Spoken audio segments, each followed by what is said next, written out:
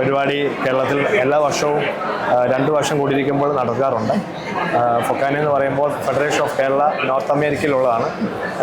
ഏകദേശം 5 ലക്ഷം മെമ്പേഴ്സോടുള്ള ഒരു വലിയ ഒരു സംഘടനയാണ്.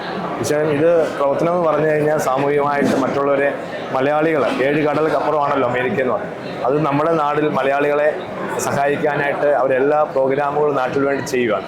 അതിന് തുറന്നൊരു പുസ്തകം പോലെ ഒരു ആവശ്യങ്ങൾ നമ്മളോട് പറയുമ്പോൾ അവർക്ക് ബുദ്ധിമുട്ടുള്ളവരെ സഹായിക്കുക, മലയാളികൾ തമ്മിലുള്ള ഒരു ബന്ധം രൂപപ്പെടുത്തുക എന്നുള്ളതാണ് ഫൊക്കാനയിൽ നിന്ന് ഉദ്ദേശിക്കുന്നത്. സ്നേഹബന്ധം കാത്തുസൂക്ഷിക്കുക, അതാണ് ഈ കൺവെൻഷനിൽ കൂടി എല്ലാ ജാതി മത എല്ലാവരും കടന്നു വരാറുണ്ട്. മലയാളികളെ സ്നേഹിക്കുന്ന ഒരു വലിയൊരു പരിപാടിയാണ്. 1 ഇയർ പ്രോഗ്രാമായിട്ടാണ് ഇത് ചെയ്തുകൊണ്ടിരിക്കുന്നത്.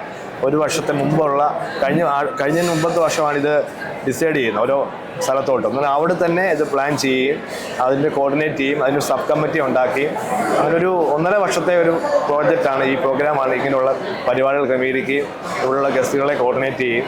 അതൊരു കൂട്ടായ്മയുടെ ഒരു ഭാഗമാണ്. ഈ പ്രാവശ്യം അങ്ങനെ വ്യത്യസ്തമായിട്ട് അവരെ ആലോചിച്ചത് ഒരു എൻ്റർടൈൻമെൻറ്റും എല്ലാം കൂടെ ചേർന്ന് ഒരു നാട്ടിൽ വരുമ്പോൾ ഒരു ഒറ്റ ദിവസം കൊണ്ടാകാതെ ഒരു 3 ദിവസം ആകുമ്പോൾ ദൈർഘ്യമായിട്ട് പരിപാടികളും പ്രോഗ്രാമുകൾ സംഘടിപ്പിക്കാനായിട്ട് പറ്റും. അത് വന്നു പോകുമ്പോൾ അവർക്കൊരു ഫീലിംഗ് ഉണ്ടാകണം. ഇത് നല്ലൊരു, കാരണം ഒരു ദിവസം വന്നിട്ട് ആ പരിപാടികൾക്ക് അത്ര അർത്ഥം ഉണ്ടാകണമെന്നില്ല. അതുകൊണ്ട് ഈ 3 ദിവസം വെക്കുന്നതിൻ്റെ കാര്യം പല സെക്ഷനും കൈമാറാൻ പല പ്രോഗ്രാമുകളും ഒത്തിരി പേർക്ക് അവസരങ്ങൾ കിട്ടും. അതും നാട്ടിലുള്ളവർക്കും ബിസിനസ്സുകാർക്കും മറ്റുള്ള NRIC ആയിട്ടുള്ള ആളുകൾക്കും ഓരോ അവസരങ്ങൾ നമ്മൾ കൊടുക്കുകയാണ്. അതുകൊണ്ടാണ് ഇവിടെ എൻ്റർടൈൻമെൻറ്റ് പ്രോഗ്രാം മാത്രമല്ല, പുതിയ അറിവുകൾ ഇൻഫർമേഷൻസിനും ഈ പ്രോഗ്രാമിൽ നിന്നും എല്ലാവർക്കും കിട്ടും.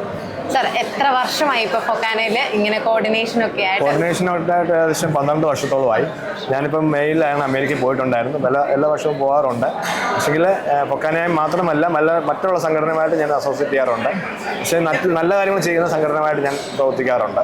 അന്നേരം ഇത് നാട്ടിലെ ജനങ്ങളോടൊപ്പമാണ് ഈ ഫൊക്കാന എന്ന് പറയുന്നത്. അത് മലയാളികളാണ് അതിൻ്റെ ഭാരവാഹികളായിട്ടിരിക്കുന്നത്. നാട്ടിലൊരു പ്രശ്നം വരുമ്പോൾ അവർ നാട്ടിലെ ജനങ്ങളോടൊപ്പമാണ്.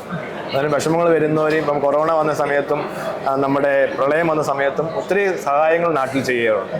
ഇപ്പോൾ ഇന്ന് ഉച്ചയ്ക്ക് ഏകദേശം 40 പേർക്കോളം കാല് വെച്ച് കൊടുക്കുന്ന അത് വലിയൊരു പ്രോഗ്രാമാണ്.